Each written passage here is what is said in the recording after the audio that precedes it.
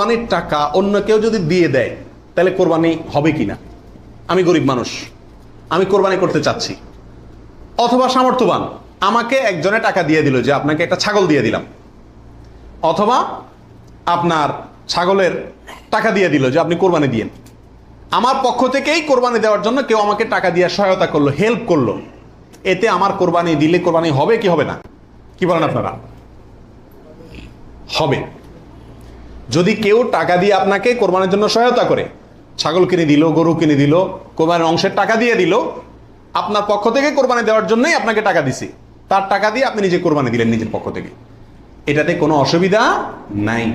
যে কোনো অর্থনৈতিক ইবাদতে অর্থটা যদি দ্বিতীয় পক্ষ দিয়ে দেয়, অন্য কেউ দিয়ে দেয় এবং তার টাকা দিয়ে আপনি ইবাদতটা করেন, তাহলে জায়েজ আছে। যেমন আপনি হজ করবেন, আপনি ওমরা করবেন, আপনাকে হজের টাকাটা আমি দিয়ে দিলাম, আপনি হজ করবেন, আমি দিয়ে দিলাম, আমি এটা আমার পক্ষ থেকে করার জন্য দেই না, আপনার হজ আপনি করেন, আমি টাকা দিয়ে দিলাম, হেল্প করলাম আপনাকে, অথবা কিছু হেল্প করলাম, এটাতে কোনো অসুবিধা নাই। ওমরার ক্ষেত্রেও নাই, ঠিক কোরবানির ক্ষেত্রেও অন্য কেউ টাকা দিলেও আপনার পক্ষ থেকে কোরবানি করার জন্য যদি অর্থায়ন করে বা সহায়তা করে বা টাকা দেয়, সেই টাকা দিয়ে আপনি কোরবানি দিলে কি হবে? আপনার কোরবানি হয়ে যাবে।